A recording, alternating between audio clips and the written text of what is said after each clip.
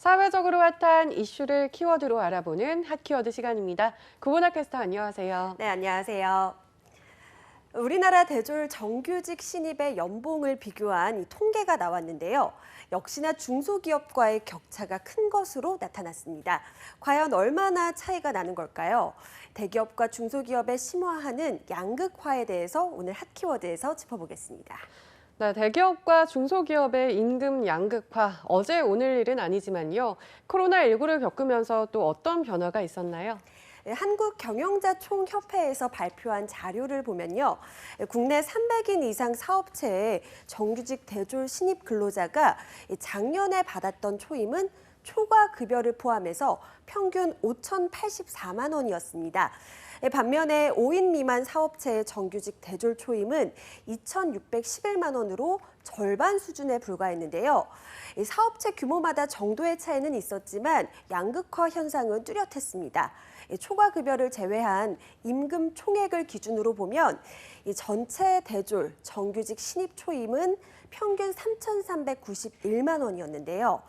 작은 규모의 사업체일수록 초과 급여가 포함된 임금과 미포함된 임금의 차이가 크지 않았고요.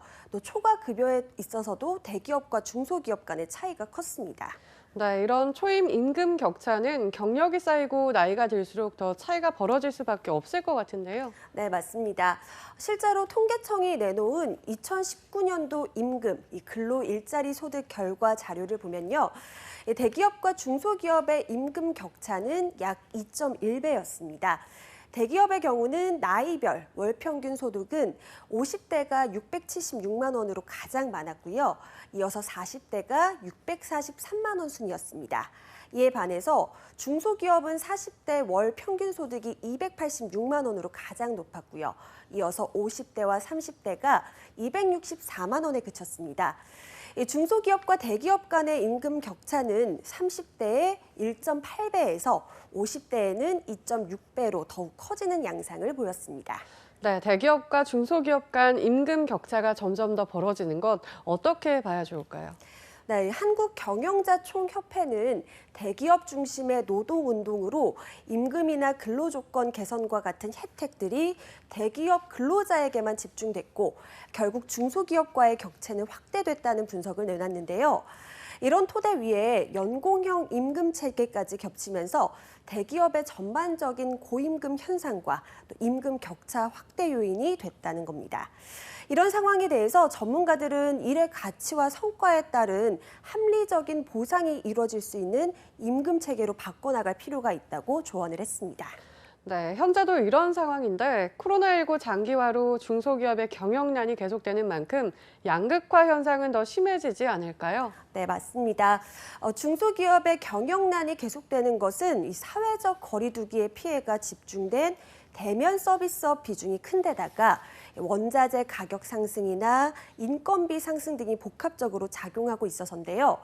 전문가에 따르면 중소기업은 대기업 하청업체나 납품업체가 많아서 원재료 가격 상승분을 납품 단가에 바로 반영하기가 어렵고요. 외국인 근로자들이 들어오지 못하면서 인건비가 크게 상승했기 때문에 경영난이 더 심해질 수밖에 없는 구조라고 설명했습니다. 실제로 중소기업 중앙회가 지난해 6월 647개 기업을 대상으로 조사를 했는데요. 올해 공급 원가 평균 상승률은 26.4%에 달했지만 이를 납품 대금에 모두 반영한 기업은 고작 6.2%에 불과했습니다. 네, 이렇다 보니 중소기업으로서는 빚을 내서 계속 버티고 있는 상황인데 실제 부채 비율도 높아지고 있다고요? 네, 그렇습니다. 올해 들어서 빠른 경기 회복과 수출 활황으로 대기업은 훨훨 날고 있지만 중소기업은 어려움이 계속되고 있는데요.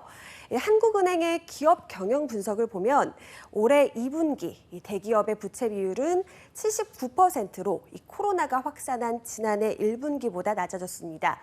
반면에 중소기업 부채 비율은 112%로 작년 1분기보다 높아졌는데요. 특히 코로나의 직격탄을 맞은 서비스업이 포함된 비제조 중소기업의 부채 비율이 지난해 1분기보다 20% 이상 급상승했습니다. 네, 구직하는 입장에서 아무리 취업이 어렵다고 해도 대기업을 우선순위로 하는 것은 어떻게 보면 자연스러운 일 같기도 한데요. 네, 맞습니다. 중기중앙회에서 내놓은 이 청년층 인식조사 결과에 따르면요. 청년 구직자들은 취업 희망 순위로 공기업과 대기업을 가장 선호했고요. 반면에 중소기업 희망은 응답자의 3분의 1에 그쳤습니다. 그런데 실제로 취업 가능성이 높은 기업 순위에서는 응답자의 70%가 중소기업을 꼽으면서 가장 많았는데요.